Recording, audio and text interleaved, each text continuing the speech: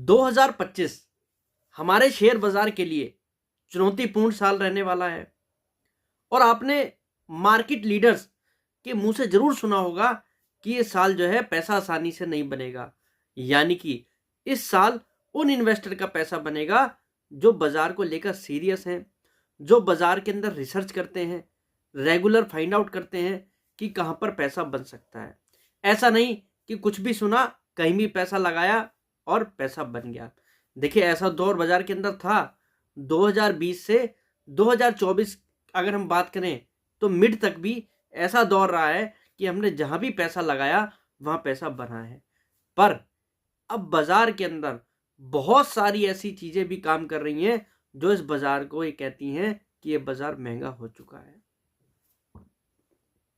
अब अगर आप डीपली समझें तो ये बहुत बड़ी स्टोरी है। अगर आप ये समझें कि ये बाजार यहां से क्यों नहीं इतना चल सकता, तो उसके पीछे बड़े ठोस कारण हैं। पर वो आज इस वीडियो में नहीं डिस्कस हो पाएंगे क्योंकि वीडियो काफी बड़ी हो जाएगी और बड़ी वीडियो आप वॉच नहीं करते क्योंकि इतना आपको सुनना नहीं है।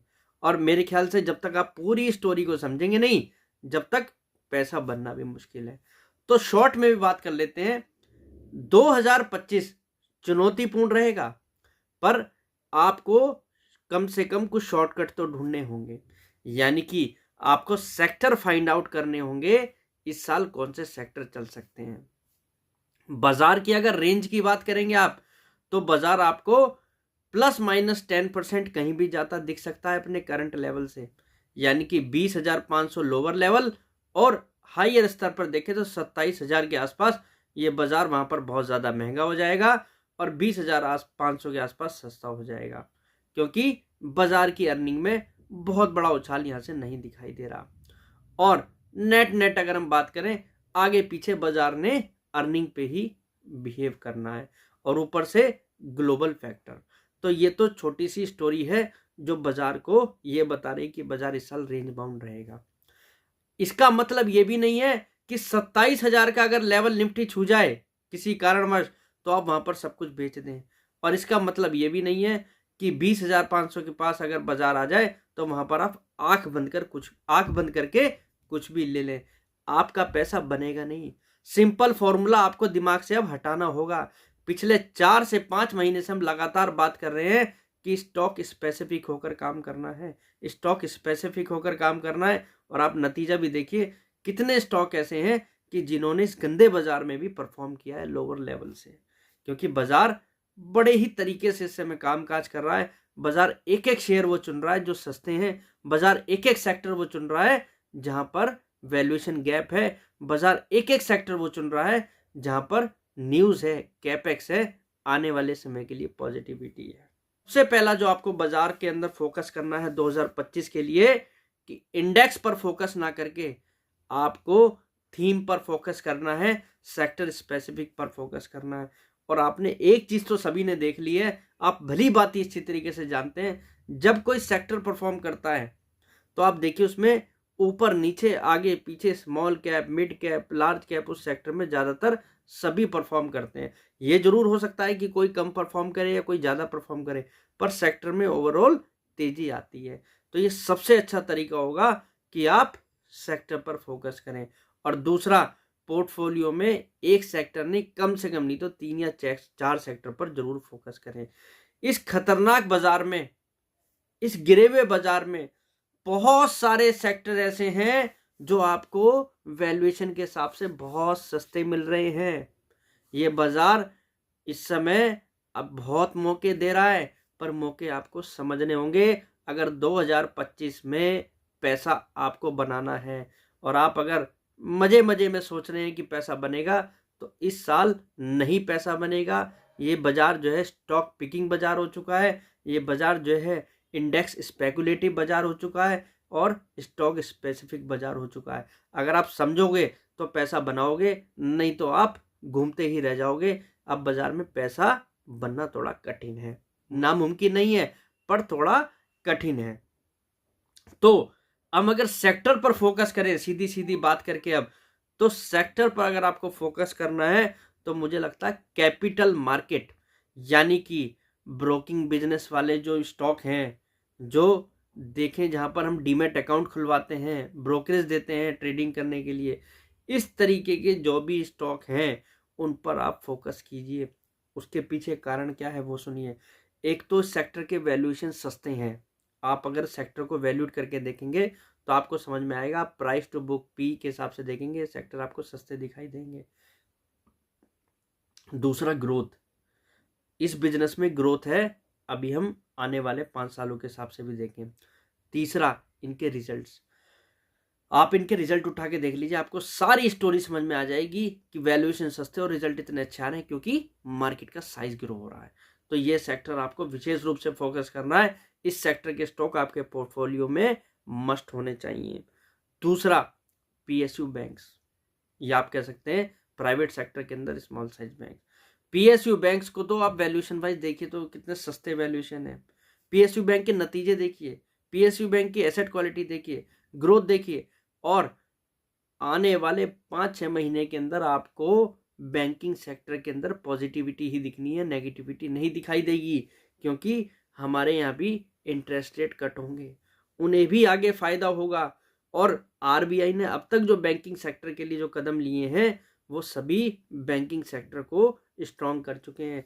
बैंकिंग सेक्टर, फाइनेंशियल सेक्टर आपका थोड़ा टाइम ले रहा है, पर ये आगे पीछे जरूर परफॉर्म करेगा। और मुझे लगता है जिस हिसाब के वैल्यूएशन बैंकिंग सेक्टर के हैं, ये स्मॉल साइज बैंक आपको जरूर परफॉर्म करते दिख सकते हैं। अब प्राइवेट सेक्टर में बात करें, आरबीएल बैंक जैसे जो बैंक हैं, बंधन बैंक जैसे जो बैंक हैं, या स्मॉल फाइनेंस बैंकों में बात करें, एयू स्मॉल फाइनेंस बैंक जैसे जो बैंक हैं, मुझे लगता है इनके साथ भी काफ़ी वर्स्ट कंडीशन जो है पीछे जा चुकी है। मैं आपको बाइंग या सेल की रिकमेंडेशन नहीं कर रहा हूँ, मैं आपको एग्जाम्पल के तौर पर बता रहा हूँ कि कहाँ पर बहुत ज़्यादा दिक्कतें पास्ट में आ चुकी हैं और अब वो सुधरती दिखाई दे रही हैं।